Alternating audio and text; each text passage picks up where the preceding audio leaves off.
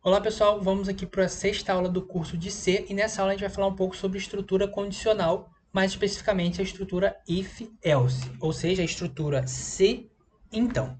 Então vamos ver um exemplo aqui, né?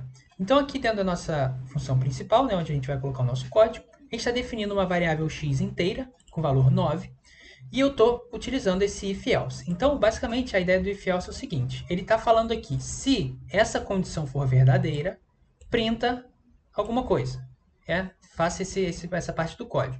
Caso contrário, ou seja, se essa condição aqui for falsa, printa outra coisa. Então, basicamente, é isso que essa função está fazendo.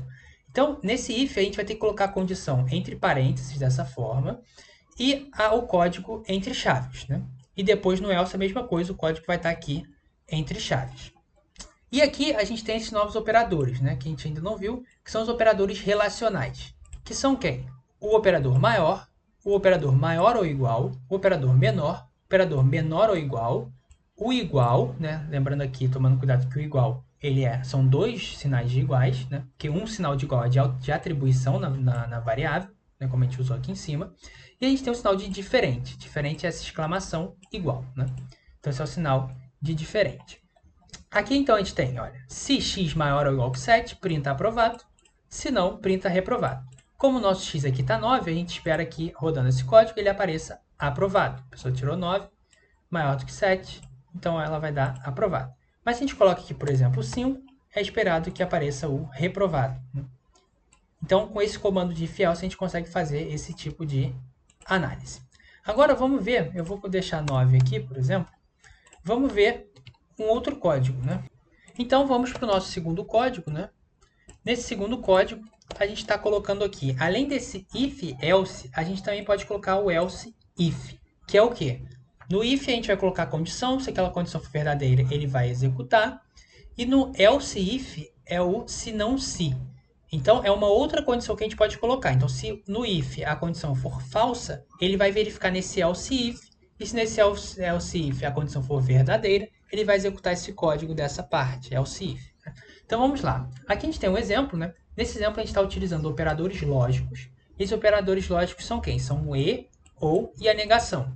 Então a gente tem o operador e como sendo então esses dois é comerciais. A gente tem o ou como sendo essas duas barras verticais. E a gente tem a negação, que é um símbolo de exclamação. Esse símbolo de exclamação nega o que está na frente. Então, se uma condição que está na frente for verdadeira, ele vai negar essa condição. Então, é isso que essa exclamação faz. Então, vamos ver o exemplo aqui. Então, a gente está falando, olha, se essa condição aqui for satisfeita, ou seja, se x for maior do que 8 e x menor ou igual que 10, vai aparecer printado aprovado com êxito e vai pular uma linha. Né? Se não, se, ele vai verificar outro tipo de condição. Se o nosso x for maior ou igual que 7 e o x menor ou igual que 8, ou seja, se ele for 7 ou 8, ele vai printar simplesmente aprovado. Caso contrário, né? Caso contrário, ele vai printar reprovado. Então vamos rodar isso daqui e ver o que vai aparecer. Apareceu aqui para a gente aprovado com êxito. Né?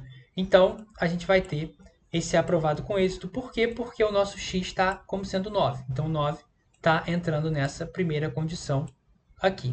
Mas agora se a gente coloca 8, por exemplo, e roda o nosso código, a gente vê que ele vai dar simplesmente aprovado, que é justamente o que a gente colocou, né, nessa parte aqui do código. X for igual a 7 ou igual a 8, ele vai dar simplesmente aprovado. Então, assim, a gente consegue utilizar esse comando else if. Agora vamos ver um outro exemplo, né, usando o if else, só que pedindo agora para o usuário. Né? Então, vamos ver esse programinha aqui. Então, a gente tem, ele vai printar na tela, digite sua idade. E ele vai pedir, né, utilizando esse comando de scanf, ele pede para o usuário um valor, né? Que nesse caso aqui vai ser um inteiro, né? Então eu vou colocar essa informação aqui que é um inteiro. Se vocês não viram as aulas anteriores, recomendo vocês a verem. Né?